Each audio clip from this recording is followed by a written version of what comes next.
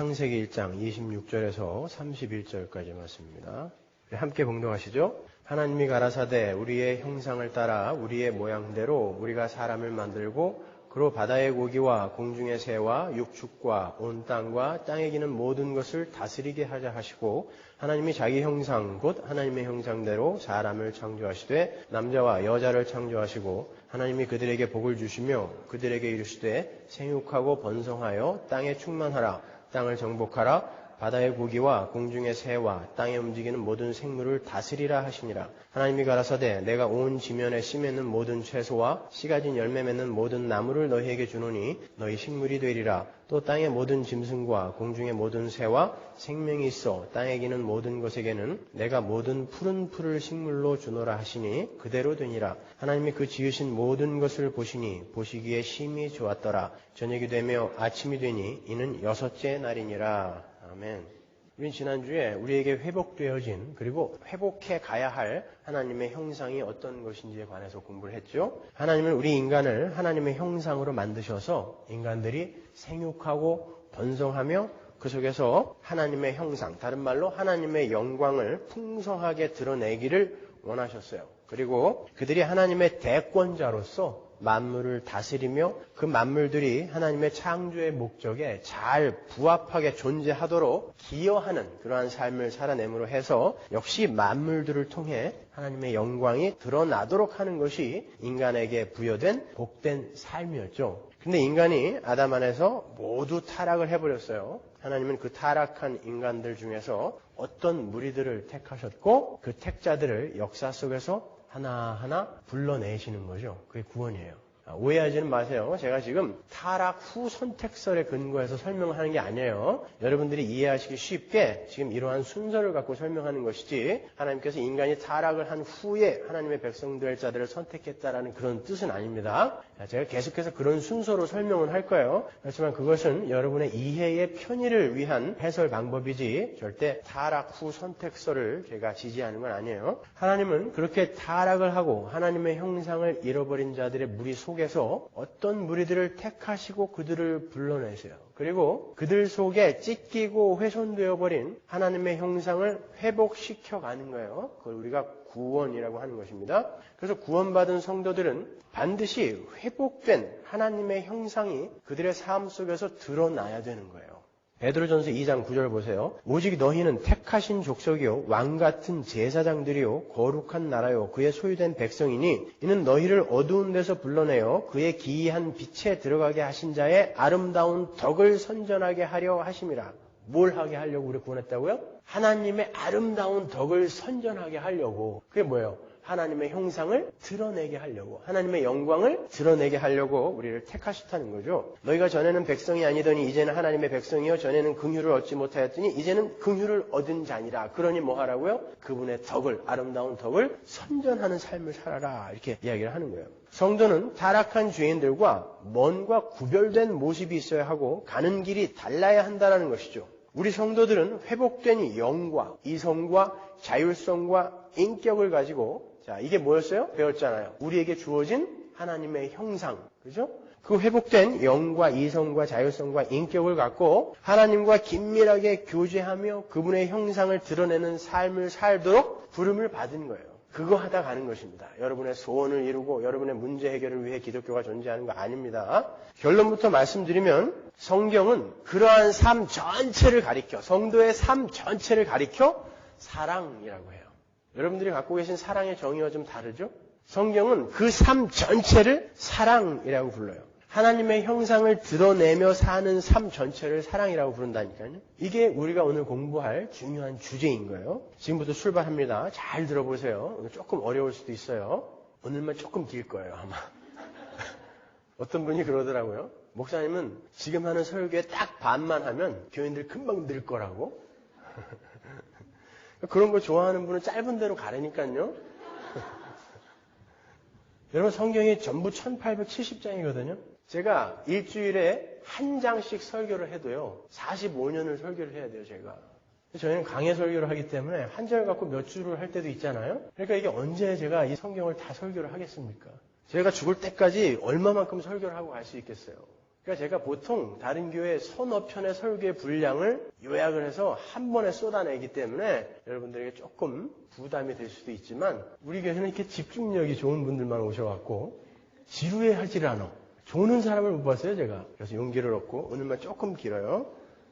그 부분을 공부하기 위해서는 오늘 본문 26절과 27절의 차이를 먼저 살펴야 돼요. 26절과 27절을 다시 한번 찬찬히 읽어보겠습니다. 하나님이 가라사대 우리의 형상을 따라 우리의 모양대로 우리가 사람을 만들고 그로 바다의 공기와 공중의 새와 육축과 온 땅과 땅에 기는 모든 것을 다스리게 하자 하시고 하나님이 자기 형상 곧 하나님의 형상대로 사람을 창조하시되 남자와 여자를 창조하시고 보세요. 26절에서는 동사, 만들다가 아싸였어요. 복수였습니다. 그런데 27절에 창조하다, 바라는 단수 동사예요. 그러니까 26절에는 하나님이 복수로 쓰였고 27절에는 다시 단수로 쓰였어요. 그러니까 성경은 하나님께로부터 부여받은 하나님의 형상으로 인간이 마땅히 해야 할 일의 내용을 설명할 때만 하나님을 복수로 기록하고 있는 거예요. 그 말은 하나님의 형상으로 인간들이 이 피조계에서 해야 할 일의 그 본질이 그 복수적 표현 안에 들어있다는 뜻이 되는 거예요. 여러분 놓치시면 안 돼요. 잠깐이라도 놓치면 오늘 끝까지 이해 못합니다. 다른 말로 우리 인간들이 하나님의 형상을 드러내며 이 역사 속에서 해야 할 일의 내용이 그 삼위의 하나님의 복수적 관계에서 드러나는 그 어떤 것과 아주 밀접한 관련이 있다는 거예요. 삼위 하나님은 존재론적으로 속성적으로 하나이죠. 그건 우리가 여러 번 공부했으니까 넘어가자고요. 뿐만 아니라 삼위 하나님은 관계적으로도 하나예요. 그래서 삼위일체인 거예요. 그 말은 삼위 하나님은 각 위가 다르지만 그 연합이 너무나 긴밀하게 밀착이 되어 있어서 각 위의 그 나누어짐이 구별하기가 어렵다라는 개념이에요. 그게 관계론적 일체, 관계론적 연합인 거예요. 그래서 하나님은 그러한 사회적 관계 속에서 관계론적 하나됨을 이루고 계신 삼위 하나님의 그 형상으로 남자와 여자를 지으시고 결혼을 시키신 후에 그들을 역시 관계적 하나로 만드신 거예요. 그 결혼은 엄밀히 말하면 모든 인간들의 하나됨의 그 관계의 모형인 것입니다. 결혼이라는 것은 지난주에 제가 남자와 여자가 뭘 상징하는 거라고 그랬어요? 남자와 여자 개인을 상징할 뿐만이 아니라 남자와 여자로부터 날 모든 인류를 포함하고 있는 개념이라고 그랬죠. 그래서 하나님의 형상으로 남자와 여자를 만들었다는 것은 모든 인류를 그 안에 집어넣은 개념이라고 그랬잖아요. 그래서 원죄교리가 성립하는 거라고 제가 말씀드렸지 않습니까? 그러니까 하나님의 형상으로 남자와 여자를 만들어서 결혼을 시켰다는 것은 그 모든 인류가 바로 그러한 결혼의 관계 속에 있어야 한다는 의미인 거예요. 창세기 2장 24절에 보면 하나님께서 그 결혼을 이렇게 이야기하십니다. 이러므로 남자가 부모를 떠나 그 아내와 연합하여 둘이 한 몸을 이룰지로다. 그러니까 모든 인류, 모든 사람은 결혼의 관계로 묶여져 있는 거예요. 한 몸으로. 아시겠어요? 하나님의 형상으로 지어진 사람은 삼위 하나님의 관계에서 드러나는 바로 그 친밀한 연합의 관계를 유지하며 살아야 했던 거예요. 그래서 인간이라는 말이 사람 인자와 사이 간자로 구성되어 있는 거예요.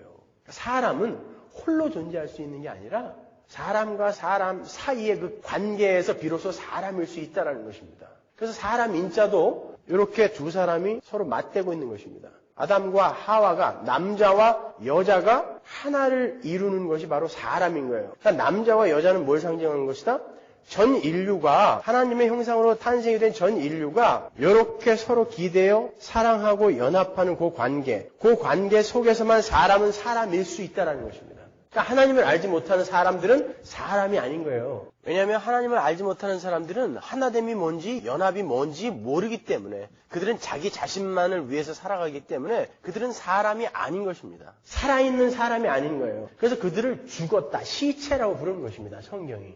그러니까 여러분은 하나님께서 아담을 만드시고 사람이 독처하는 것이 좋지 못하다라는 말씀으로 그 사람에게 부어진 사회성을 강조했던 것을 기억하실 거예요. 창세기 2장 8절에 그죠? 거기서 좋지 못하다라는 그 말은 히브리어로 토브로예요. 여러분이 이 토브라는 단어를 여러 번 들으셨으니까 이제 아시죠? 뭐였어요? 어디서 나왔던 단어죠? 토브, 선하다. 보시기에 좋았더라에서 나온 단어가 토부잖아요. 창조를 하시고 하나님이 보시기에 좋았더라. 야, 이 창조 참 마음에 들어. 완성됐어. 라는 의미에서 보시기에 좋았더라. 라고 말씀하셨잖아요. 그런데 토블로 보시기에 좋지 않다라는 건 뭐예요? 하나님의 창조가 불완전한 상태라는 것을 의미하는 것입니다. 그러니까 사람은 홀로 존재하는 거. 개인적으로 각계전투하면서 사는 사람들은 사람이 아니라는 거예요. 하나님의 불완전한 창조물이라는 의미인 것입니다. 그것이. 그러니까 나만을 위해 이기적으로 사는 사람들이 바로 그런 상태라는 거예요. 보시기에 좋지 않은 상태. 그게 독초하는 것입니다.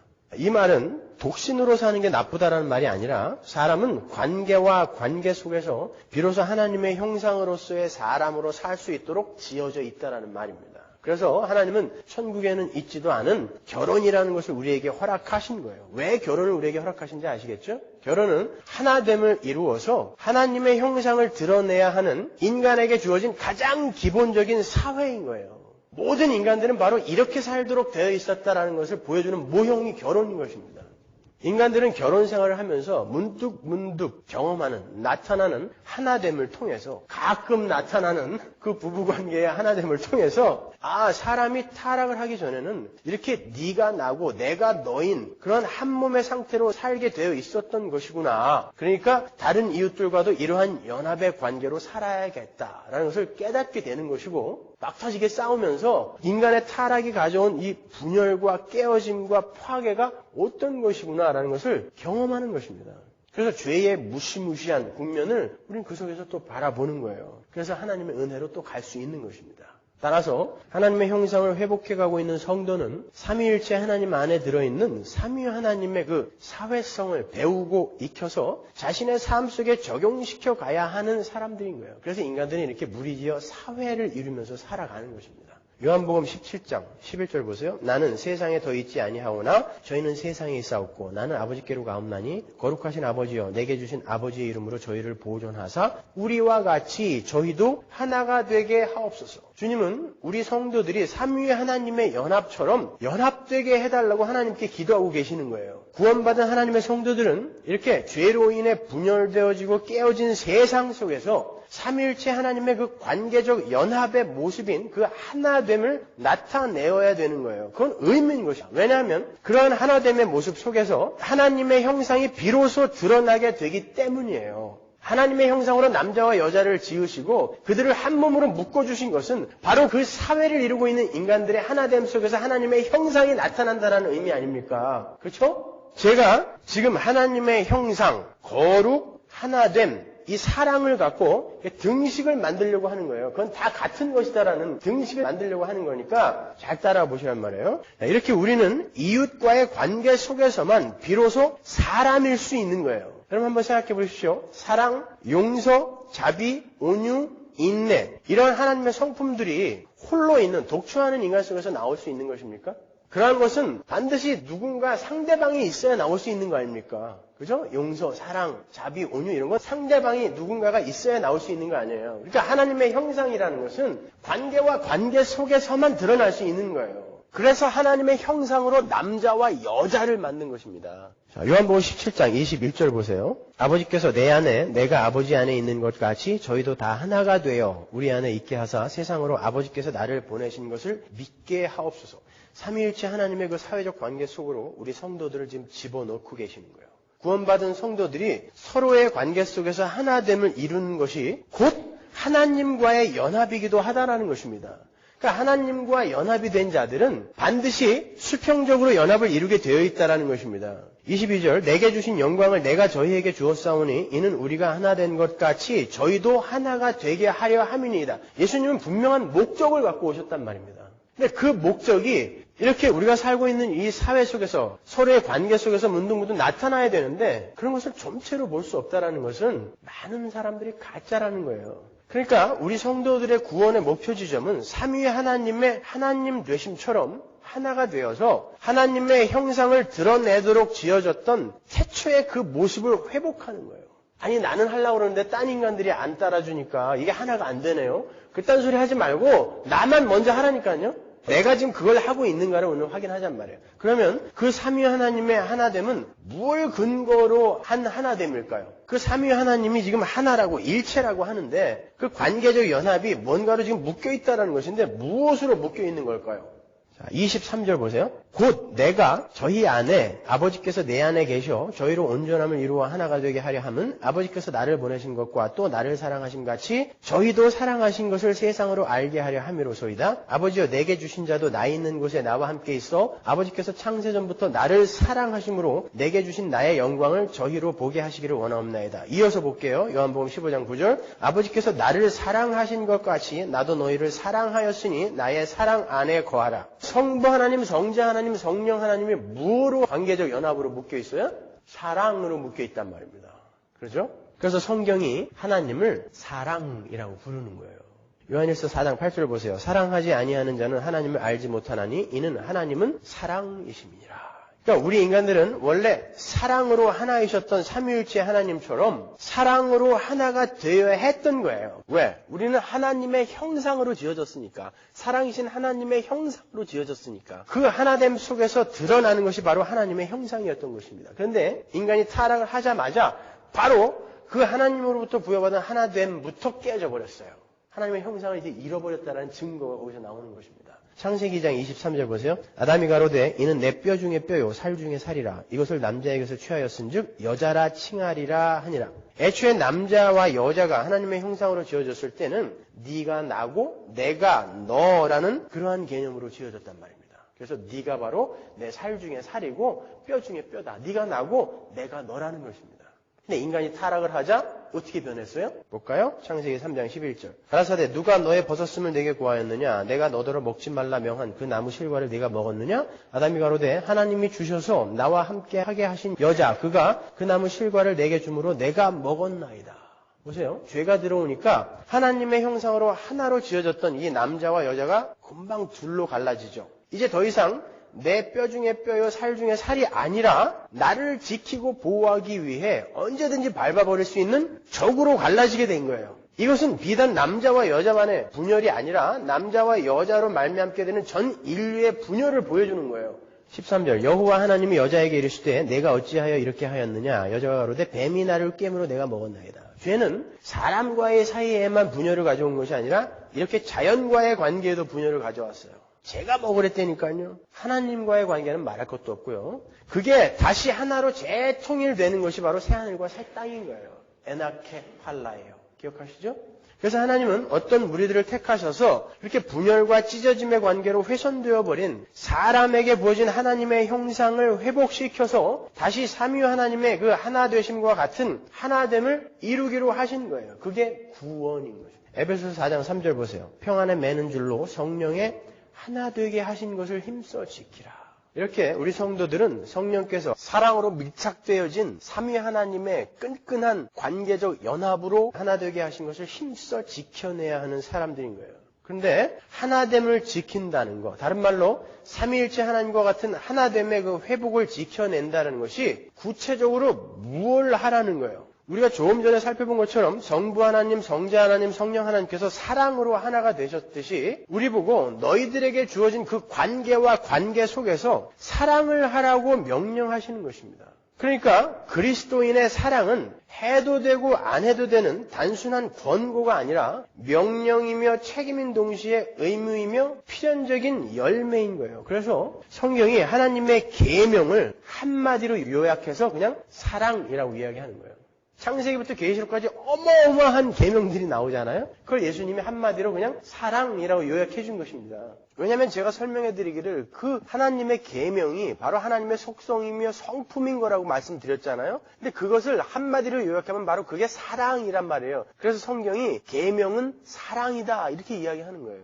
요한복음 15장 12절 보세요. 내 계명은 곧 내가 너희를 사랑한 것 같이 너희도 서로 사랑하라 하는 이것이니라. 요한복음 15장 17절 내가 이것을 너희에게 명함은 너희로 서로 사랑하게 하려 함이로라. 갈라디아서 5장 13절 형제들아 너희가 자유를 위하여 부르심을 입었으나 그러나 그 자유로 육체의 기회를 삼지 말고 오직 사랑으로 서로 종노릇하라. 14절 온 율법은 내 이웃 사랑하기를 내 몸같이 하라 하신 한 말씀에 이루었나니 온 율법이 다 뭐 하라는 거라는 거예요? 사랑하라는 말이라는 거예요. 그러니까 성도에게 요구되는 성경의 모든 계명을 한마디로 요약하면 사랑이에요. 그 말은 다른 말로 사랑을 근거로 연합해 계신 삼위 하나님의 형상을 회복하라라는 말과 동의어인 거예요. 이제 분명해졌죠? 하나님의 형상으로 지어져 가는 우리 성도가 해야 할 유일한 일은 바로 사랑하는 자로 지어져 가는 거예요. 자, 이제 하나님의 형상으로 지어져 간다는 것, 하나님의 영광을 드러낸다라는 것, 사랑한다는 것, 계명을 지킨다는 것, 이게 다 등식으로 연결된다라는 걸 아시겠죠? 그러니까 하나가 되면 다 돼야 되는 거예요. 어느 건 되고 어느 건 안 되면 안 되는 것입니다. 그러면 사랑이 도대체 무엇이며 어떻게 해야 그 사랑을 할 수 있는 것인지 알아야 사랑을 해도 할 거 아닙니까? 분명 성경이 말하는 사랑과 우리가 생각하는 사랑이 틀리다고 했단 말이에요. 성경이 요구하는 사랑이 뭐예요? 사랑이 뭡니까? 눈물의 씨앗입니까? 뭐죠? 많은 사람들이 사랑 그러면 마음에 맞는 사람에게 자기가 쏟아붓는 호의 혹은 가진 자가 못 가진 자에게 이렇게 하사하는 적선이나 배려 혹은 남에 대한 친절 이런 것들을 사랑이라고 생각을 해요. 그러나 성경이 말하는 사랑은 그러한 기계적인 행동이나 인간의 친분 관계가 아닌 거예요. 성경이 요구하는 사랑은 하나님의 백성으로 거듭나지 못한 사람들은 못하는 것, 그것을 사랑이라고 이야기한단 말입니다. 근데 우리가 생각하고 있는 사랑은 세상 사람들도 다 하잖아요. 성경은 세상 사람들은 못하는 것이라고 이야기한다니까요. 요한일서 2장 9절 볼까요? 빛 가운데 있다 하며 그 형제를 미워하는 자는 지금까지 어두운 가운데 있는 자요. 그의 형제를 사랑하는 자는 빛 가운데 거하여 자기 속에 꺼리낌이 없으나 그의 형제를 미워하는 자는 어두운 가운데 있고 또 어두운 가운데 행하며 갈 곳을 알지 못하나니 이는 어두움이 그의 눈을 멀게 하였음이니라. 오직 빛 가운데로 나온 사람만 사랑할 수 있다는 거예요. 그렇다면 불쌍한 사람을 도와준다거나 호감이 가는 사람을 좋아하는 감정 같은 것은 성경이 말하는 사랑이 아닌 거죠. 그런 것은 불신자들도 할 수 있는 거니까. 간디나 슈바이처가 하고 간 그러한 일들을 성경이 사랑이라고 부르지 않아요. 왜? 그들은 신자가 아니기 때문에 그렇습니다. 제 발언이 너무 파격적인가요? 늘 그렇지만. 근데 확실히 아닙니다. 사랑의 모양을 띠고 있었지만 그건 성경이 말하는 사랑이 아니에요. 성경이 요구하는 사랑이 외형적으로는 그와 똑같은 모습으로 보여질 수도 있어요. 그러나 성경이 요구하는 사랑은 본질이 다르다라는 거예요. 쉬운 말로 똑같은 행위인데 어떤 것은 사랑이 아닐 수 있고 어떤 것은 사랑일 수 있는 거예요. 고린도전서 13장 3절로 가보세요. 내가 내게 있는 모든 것으로 구제하고 또 내 몸을 불사르게 내어줄지라도 사랑이 없으면 내게 아무 유익이 없느니라.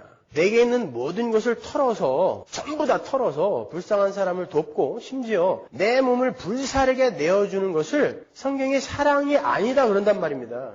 거기에 사랑이라는 게 없으면 그거는 사랑이 아니야 라고 이야기한단 말이에요. 거기에 사랑이 있어야 그게 사랑이 되는 거야 라고 이야기한다고요. 좀 어려운 개념이지만 잘 들어보세요. 요한일서로 가보겠습니다. 요한일서 2장 7절. 사랑하는 자들아 내가 새 계명을 너희에게 쓰는 것이 아니라 너희가 처음부터 가진 옛 계명이니 이 옛 계명은 너희의 들은 바 말씀이거니와 다시 내가 너희에게 새 계명을 쓰느니 저에게와 너희에게도 참된 것이라. 이는 어두움이 지나가고 참 빛이 벌써 비춤이니라. 7절을 보면요. 요한이 성도들에게 사랑하라는 그 하나님의 명령을 전달하면서 이건 새 계명이 아니라 옛 계명이다 이렇게 말을 하죠. 분명히 이렇게 얘기하죠. 잘 보시란 말이에요. 근데 8절에는 다시 내가 너희에게 새 계명을 쓰노니 라고 말을 바꿔요. 맞습니까? 이거 어떻게 된 거예요? 요한은 서로 사랑하라가 새 계명이 아니라고 했다가 다시 새 계명이다 라고 불러요. 근데 분명 주님께서도 서로 사랑하라라는 명령을 하시면서 그것을 새 계명이다라고 이야기했단 말이에요. 요한이 틀린 건가요? 한번 볼까요? 요한복음 13장 34절. 새 계명을 너희에게 주노니 서로 사랑하라. 내가 너희를 사랑한 것 같이 너희도 서로 사랑하라. 너희가 서로 사랑하면 이로써 모든 사람이 너희가 내 제자인 줄 알리라. 그러면 8절이 맞는 거예요? 7절이 맞는 거예요? 요한이 잠시 헷갈린 걸까요, 여러분? 그럼 레위기로 가볼까요? 19장 17절. 너는 내 형제를 마음으로 미워하지 말며 이웃을 인하여 죄를 당치 않도록 그를 반드시 책선하라. 원수를 갚지 말며 동포를 원망하지 말며 이웃 사랑하기를 내 몸과 같이 하라. 나는 여호와니라. 여긴 분명히 옛 계명이에요. 근데 여기 나오죠? 그러면 네 몸같이 이웃을 사랑하라가 옛 계명이에요? 새 계명이에요? 하나님의 계명은 옛 계명이나 새 계명이나 모두 그 내용이 네 이웃을 내 몸처럼 사랑하라예요. 구구하게 많은 계명이 있지만 그 계명들은 모두 다 네 이웃을 사랑하라로 수렴이 되는 것입니다. 근데 가끔 주님이 이렇게 이야기하시죠. 모든 계명은 주 너의 하나님을 마음을 다하여 목숨을 다하여 사랑하고 내 이웃을 내 몸처럼 사랑하라. 이렇게 두 가지로 말씀하실 때도 있잖아요. 그러면은 주 너의 하나님을 사랑하라는 어디 간 건가? 그건요, 네 이웃을 내 몸처럼 사랑할 수 있는 자는 반드시 주 너의 하나님을 마음을 다하여 생명을 다하여 사랑하지 않아고는 그게 안 된다라는, 그게 바로 근거이기 때문에 이걸 간혹 빼기도 하는 것입니다. 네 이웃을 내 몸처럼 사랑하라라는 명령은 주 너의 하나님을 내 마음을 다하고 목숨을 다하여 사랑하는 것이 전제가 되어 있지 않고는 도저히 나올 수가 없는 것이란 말입니다. 그러면 왜 굳이 성경이 새 계명이라는 말을 썼을까요? 옛 계명이나 새 계명이나 내용은 똑같단 말이에요. 네 이웃을 내 몸처럼 사랑하라. 그리고 요한은 지금 어떤 메시지를 전하기 위해서 이런 모순적이며 파격적인 문장의 대비를 동원하는 걸까요? 요한이 독자들에게 말하고자 하는 것은 이런 거예요. 옛 계명이나 새 계명이나 그 내용은 모두 서로 사랑하라이다. 그래서 옛 계명이나 새 계명이나 같다라고 이야기하는 거고요. 그러나 옛 계명에 서로 사랑하라는 너희들이 말하는 사랑은 사랑이 아니다. 너희들은 절대 하나님이 요구하시는 사랑을 할 수 없는 자들이다라는 내용을 담고 있다면, 새 계명에 서로 사랑하라는 이제 너희는 어떤 분의 공로로 사랑할 수 있는 자가 되었다. 그러니 사랑하라는 것이다라고 말하는 거예요. 요한이 지금. 이해가 가세요? 그러니까 옛 계명과 새 계명은 그 내용의 차이가 있는 것이 아니라 예수 그리스도의 십자가 이전과 이후의 차이인 거예요. 요한은 지금 그 이야기를 하고 있는 거예요. 그 논리를 그대로 갖고 13절로 가볼게요. 요한일서 2장 13절. 아비들아, 내가 너희에게 쓰는 것은 너희가 태초부터 계신 이를 알미요. 여기서 내가 너희에게 쓰는 것은 내가 사랑하라라고 새 계명을 쓰는 것은 이란 뜻이에요. 너희가 태초부터 계신 이를 알미요. 청년들아, 내가 너희에게 쓰는 것은 너희가 악한 자를 이기었음이니라. 아이들아, 내가 너희에게 쓴 것은 너희가 아버지를 알았음이요. 아비들아, 내가 너희에게 쓴 것은 너희가 태초부터 계신 이를 알았음이요. 청년들아, 내가 너희에게 쓴 것은 너희가 강하고 하나님의 말씀이 너희 속에 거하시고 너희가 흉악한 자를 이기었음이라. 이 세상이나 세상에 있는 것들을 사랑하지 말라. 누구든지 세상을 사랑하면 아버지의 사랑이 그 속에 있지 아니하니 이는 세상에 있는 모든 것이 육신의 정욕과 안목의 정욕과 이생의 자랑이니 다 아버지께로 쫓아온 것이 아니요 세상으로 쫓아온 것이라. 잘 연결해 보세요. 요한이 성도들에게 서로 사랑하라라는 하나님의 명령을 전달한 후에 이것은 새 계명이 아니라 옛 계명이다. 그러나 내가 너희에게 새 계명을 전한다. 서로 사랑하라. 그 말은 이제 너희가 예수 그리스도의 공로로 사랑할 수 있는 자가 되었다라는 것이다. 그러니 서로 사랑하라라고 하나님의 말씀을 전달하는 거예요. 그리고 13절로 이어져서 내가 너희에게 새 계명으로 서로 사랑하라라고 쓸 수 있는 것은 너희가 아버지를 알았고 주님을 알았고 하나님의 말씀을 받았고 악한 자를 이기었기 때문에 나는 너희에게 사랑하라라고 말할 수 있는 것이다 라고 말하고 있는 거란 말이에요. 그러니까 사랑이라는 것은 아버지 하나님을 알고 주님을 알고 하나님의 말씀이 그 안에 거하며 악한 자를 이긴 사람들이 할 수 있는 것이라는 말이 되는 거예요. 그것을 새 계명이라고 부르는 것입니다. 예수 그리스도의 십자가의 공로로 구원을 받게 된 새로운 피조물들만이 할 수 있는 어떤 것, 그것이 바로 사랑인 거예요. 그럼 이제 정리를 해보자고요. 성경이 요구하는 사랑은 아버지 하나님을 알고 주님을 알고 하나님의 말씀이 그 안에 거하며 악한 자를 이긴 사람들이 할 수 있는 것이에요. 사람들이 아버지를 알고 주님을 알고 말씀의 의미를 깨닫고 마귀를 이겼다는 것은 나는 죽을 수밖에 없는 죄인이었는데 하나님께서 그 풍성하신 은혜로 나를 구원해 주셨다라는 복음을 깨달았다는 말이죠. 성도들은 하나님의 은혜와 사랑을 듬뿍 받아서 자기가 얼마나 큰 죄인이며 거기에 쏟아부어진 하나님의 사랑과 은혜가 얼마나 엄청난 것인지를 깨달은 사람들이에요. 그렇게 자신의 죄인됨과 하나님의 은혜를 깨달은 사람이 다른 사람들을 대할 때 어떻게 하겠어요? 이제부터 사랑의 정의가 나오는 거예요. 그렇게 나는 죄인 중에 괴수인데 하나님이 은혜와 사랑으로 나에게 쏟아 부으셔서 나를 이렇게 건져내 주셨다라는 복음을 이해하는 사람이 다른 이들을 대할 때 어떻게 대하겠냐고요. 나보다 못 배운 사람, 나보다 가난한 사람, 나보다 못난 사람, 나보다 종교 행위를 왕성하게 못하는 사람, 이런 사람들을 대할 때 구별의식이나 차별의식을 가질 수 있을까요? 내가 가장 저 아래인 지옥에서 건짐을 받은 자라는 그 복음에 대한 인식이 있는 사람이 다른 이들을 대할 때 구별의식이나 차별의식을 갖고 그래도 나는 저 사람보다는 조금 나아라는 이러한 행위나 생각을 할 수 있겠냔 말입니다. 내가 죄인 중에 괴수였는데 하나님께서 그 풍성하신 은혜로 나를 구해주셨다라는 자각이 있는 사람이 다른 사람들을 대할 때 교만을 떨 수 있겠냔 말이에요. 안 된단 말입니다. 그러한 자각이 있는 사람, 다른 말로 구원받은 사람은, 복음을 깨달은 사람은, 이해한 사람은 늘 자기 자신을 가장 아래로 내려놓는단 말이죠. 그게 사랑의 출발인 거예요. 그렇게 복음을 깨달은 사람이 자기를 가장 낮은 자리에 내려놓고 다른 이들을 대하는 그 행위, 그것을 성경은 사랑이라고 하는 것입니다. 그 모든 삶 전체가 바로 사랑인 거예요. 거기에서 하나됨이 비로소 이루어질 수 있는 것이고, 그걸 거룩한 삶이라고 하는 것이고, 거기에서 하나님의 형상이 드러나는 것이고, 거기에서 하나님의 영광이 드러나는 것이란 말입니다. 그러니까 사랑은 신자만 할 수 있다는 게 맞아요, 틀려요? 맞는단 말이죠. 그럼 불교의 보시와 기독교의 구제나 헌금이 비슷한 것 같죠? 외향은 똑같잖아요. 그러나 완전히 다른 것입니다. 오직 기독교 안에만 은혜의 복음이 있기 때문에 그런 거예요.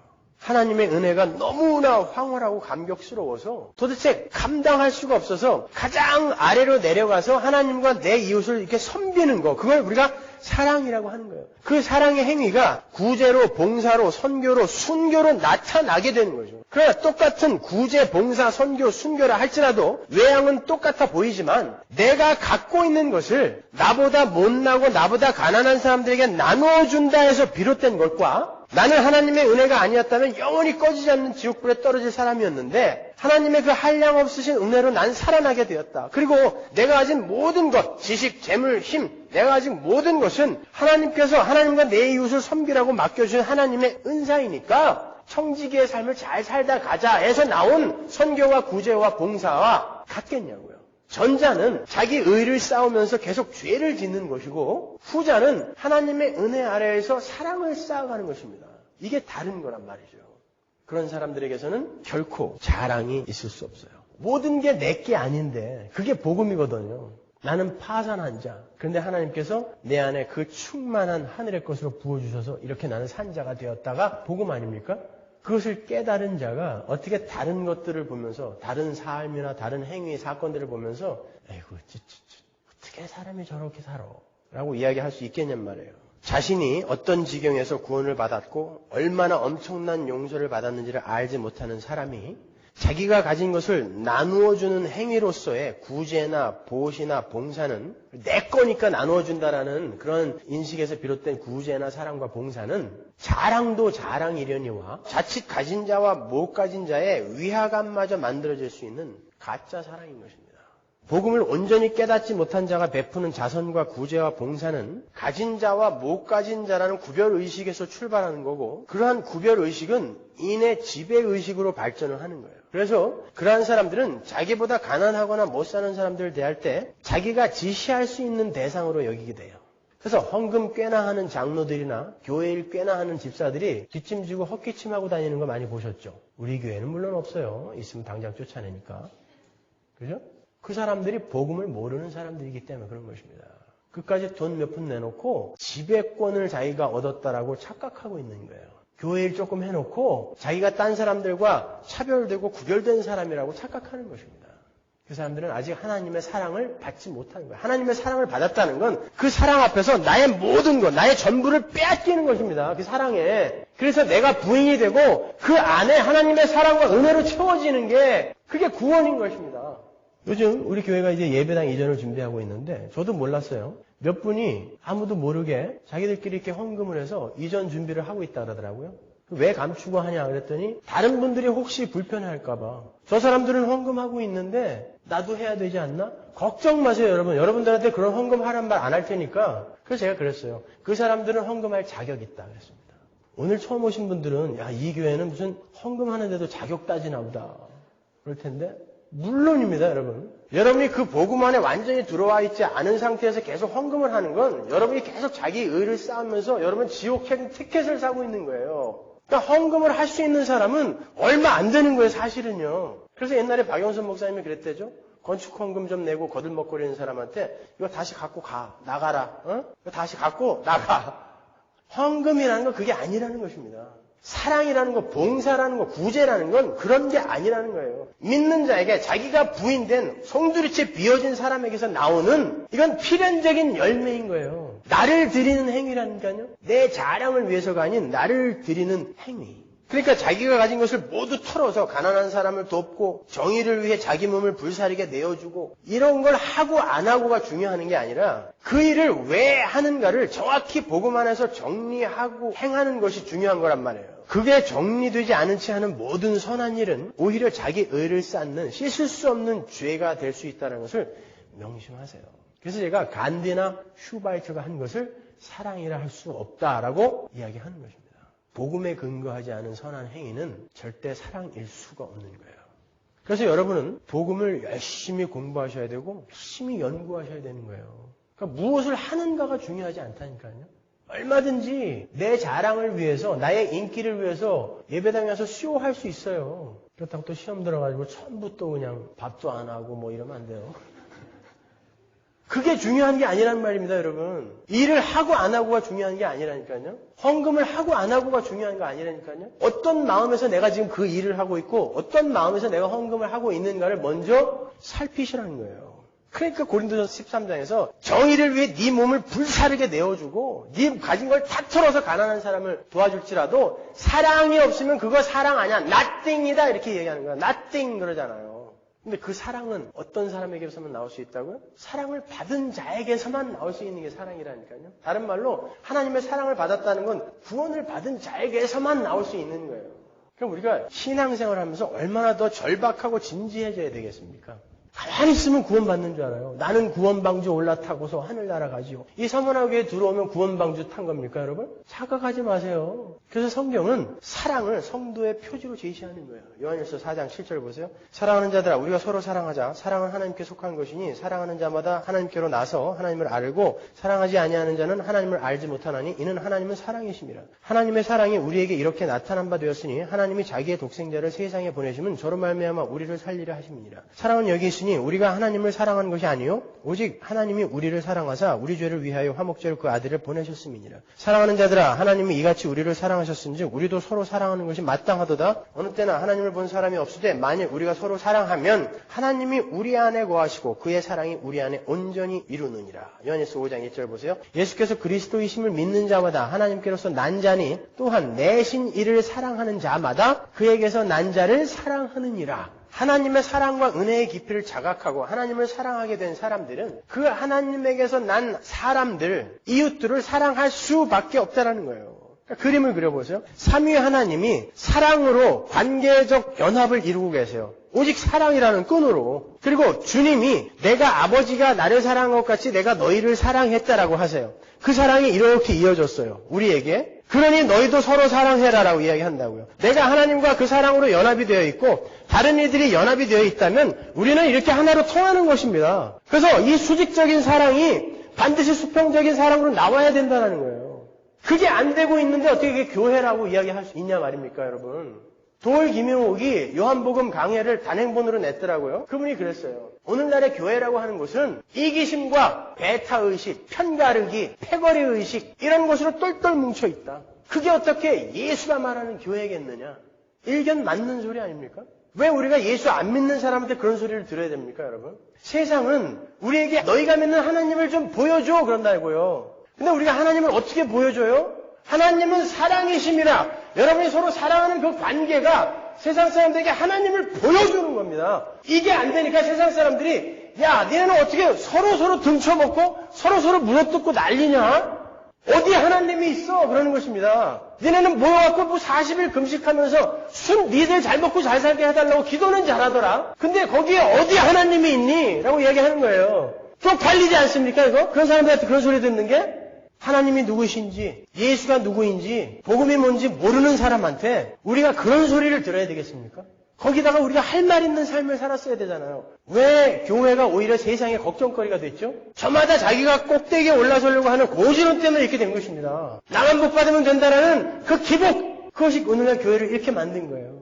하나님은 세상에 사랑을 보여주라고 하십니다. 너희가 빛이잖아. 너희 소금이잖아. 세상에 사랑을 좀 보여줘 라고 이야기하신다고요. 그런데 세상 사람들의 눈에 비친 교회는 지들끼리도 못 잡아먹어서 안달이야. 지들끼리도 물고 뜯고 난리야. 지들끼리도 사기치고. 그러니까 욕먹는 거예요. 그럼 불신자들한테. 그런 지적이 나왔을 때 어딘가에서 아니야, 네가 잘못 본 거야. 일부만 본 거야. 우리한테 한번 와봐. 한번 봐! 라고 이야기해 줄 수 있어야 될 거 아닙니까? 여러분 자신 있냐고요, 그거를. 그거 하다 하는 거 교회가 왜 있습니까? 세상에 하나님의 질서가 회복된 그러한 단체가 이 세상에 뚫고 들어와 있다는 것을 세상에 보여주는 거예요. 그걸 구별이라고 하는 거, separate, 거룩이라고 하는 거 아닙니까? 근데 다들 못들 하고 있느라고 세상 사람들이 그렇게 욕만 먹고 있냐고요. 맨 똑같으니 뭐 누가 누구를 욕하겠습니까? 사랑을 할 수 있는 사람은 하나님의 사랑 앞에 자신의 전부를 빼앗긴 사람이에요. 그래서 그는 무엇으로도 자랑을 할 수가 없어요. 자기가 가장 패역한 죄인이고 자기가 가장 더러운 자였음에도 불구하고 하나님의 은혜가 자신을 살려내셨다는 자각이 있는 사람은 자기를 부인하게 돼 있어요. 그리고 자기의 의지를 꺾고 늘 남의 의견을 존중해주며 하나님의 뜻에 따를 준비를 한다고요. 그 사람들은 늘 숨습니다. 내가 가장 낮은 자고 내가 가장 큰 죄인이었음을 알리기에 다른 이들 위해 군림을 할 수가 없어요. 그래서 그 사람은 다른 사람을 뒤에서 헐뜯거나 욕을 할 수가 없어요. 왜? 내가 가장 나쁜 놈이었고 내가 가장 낮은 자리에서 구원을 받았는데 저 사람이 지금의 나보다 하나님의 은혜로 이렇게 변한 나보다 못하다고 해서 그 사람을 어떻게 헐뜯고 험담하고 욕할 수가 있냔 말입니다. 내가 죄인 중에 괴수인데 여러분이 뒤에서 다른 일을 헐뜯고 욕을 한다는 건 난 아직 하나님의 사랑과 은혜가 뭔지 몰라요. 그러니까 여전히 나는 내가 최고의 삶을 살아야 돼요 라고 외치는 거와 똑같은 거예요. 제가 이 골방에만 갇혀 있지만 여러분이 모여갖고 구역예배나 여러분들이 모여서 뭐 335 모여서 무슨 얘기하는지 다 들어요. 신기하죠. 제가 첩자를 풀어놓은 것도 아닌데 그렇게 저한테 와서 이야기를 해줘요. 제가 아주 여기를 폭파시켜버리고 싶어요. 그럴 때는. 뭐하러 이러고 있나 하는 생각이 든다니까요.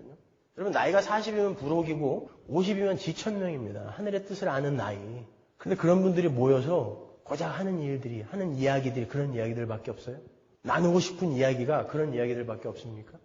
그건 우리가 복음 앞에 너무 진지하지 못하다는 증거인 거예요. 하나님의 말씀이 나를 지금 다스리지 못하고 있으니까 자꾸 나를 드러내고 싶으니까 남이라도 헐뜯어서 끌어내려야 내가 올라가니까 자꾸 그런 이야기들을 하는 거예요.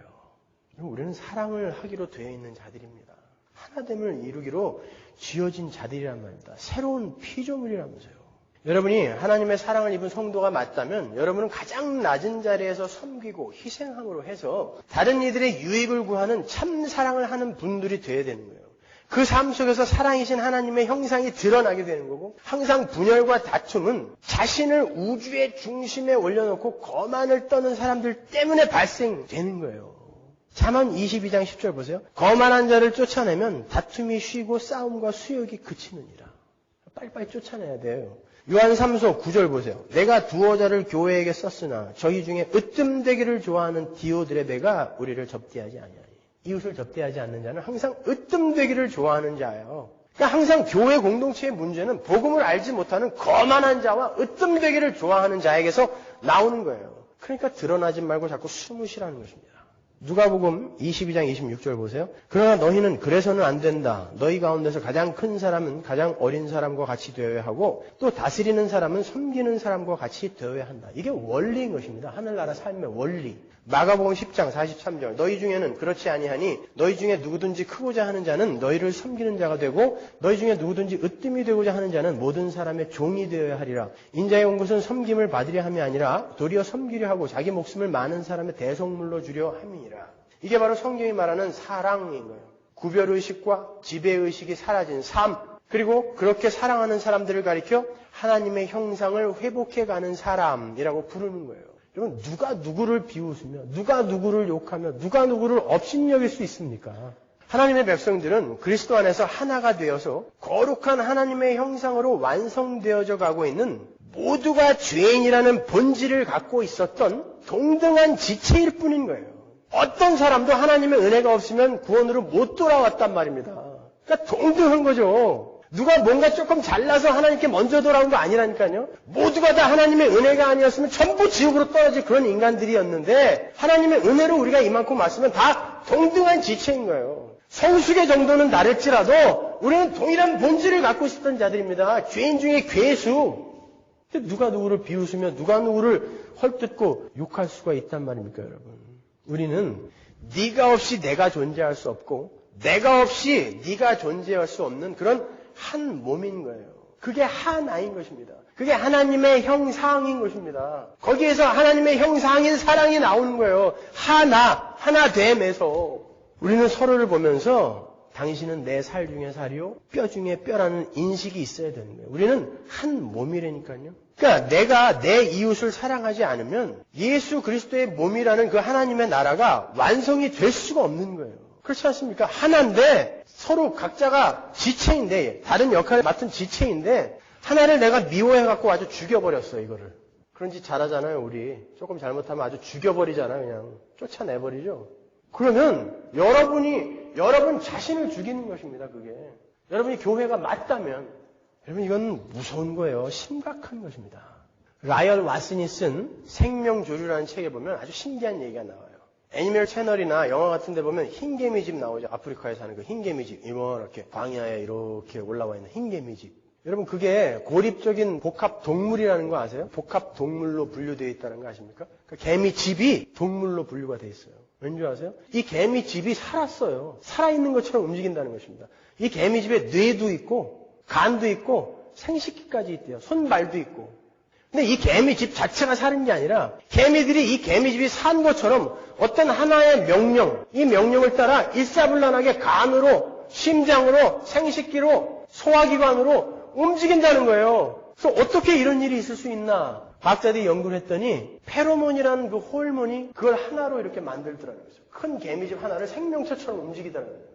그 페로몬이라는 게 여왕개미에서 나오는데 이게 곧 옆에 개미에게 전달되고 또 옆에 개미에게 전달되고 하면서 이게 하나의 생명체처럼 움직인다는 거예요. 그래서 복합동물로 분류가 됐다니까요. 개미집이. 우리는 이 자연에서 하나님을 보는 것입니다. 하나님을 배우는 거예요. 바로 교회가 그 모습으로 가야 되는 것입니다.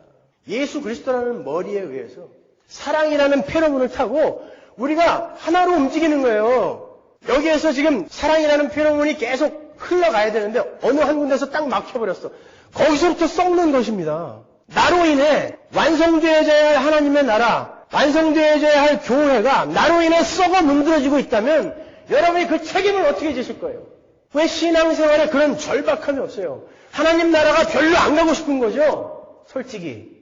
그냥 하나님이든 부처든 상관없으니까 내 소원이나 좀 들어줘.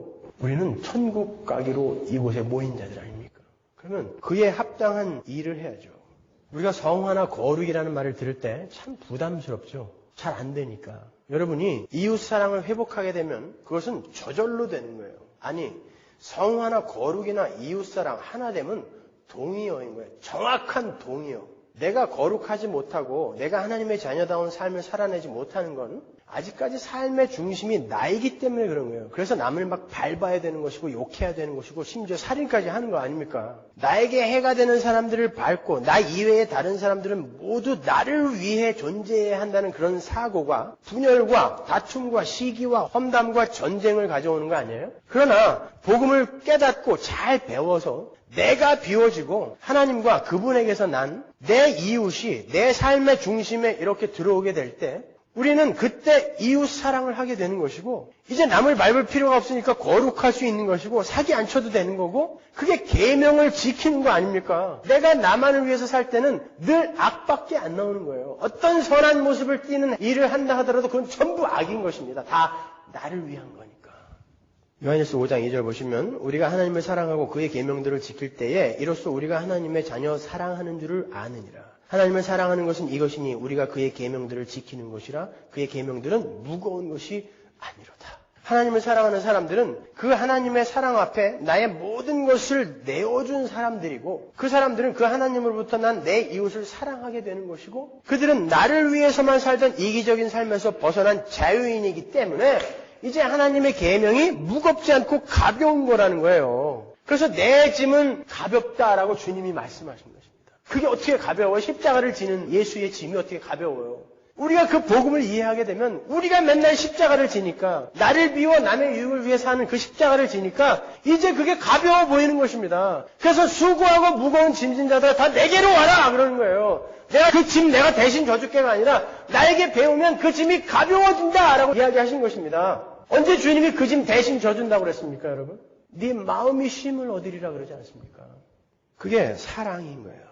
자, 복음 안에 계시된 하나님의 사랑을 아는 것에서 바로 그 사랑은 출발할 수 있어요. 그러니까 뭘 하셔야 돼요? 열심히 성경을 묵상하시고 공부하시고 기도하시고 또 그 사랑의 삶을 실천해 보시고 그럼 되는 거예요. 그게 우리가 해야 할 유일한 일들이라니까요. 엉뚱한 거 하려고 하지 마세요. 여러분 우리 이사 못 가도 괜찮아요. 여러분들이 각자의 자리에서 그 일만 하고 있다면 거기서 성전이 지어지고 있는 거예요. 지금 이사 못 가고 흩어져도 괜찮아요. 그러한 일에 몰두하지 마시고 내가 지금 그러한 성전으로 지어져 가고 있는가를 돌아보시란 말입니다. 결론으로 에베소서 5장 1절과 2절을 읽고 마치겠습니다. 그러므로 사랑을 입은 자녀같이 너희는 하나님을 본받는 자가 되고 그리스도께서 너희를 사랑하신 것 같이 너희도 사랑 가운데서 행하라. 그는 우리를 위하여 자신을 버리사 향기로운 제물과 생축으로 하나님께 드리셨느니라. 아멘. 기도하겠습니다.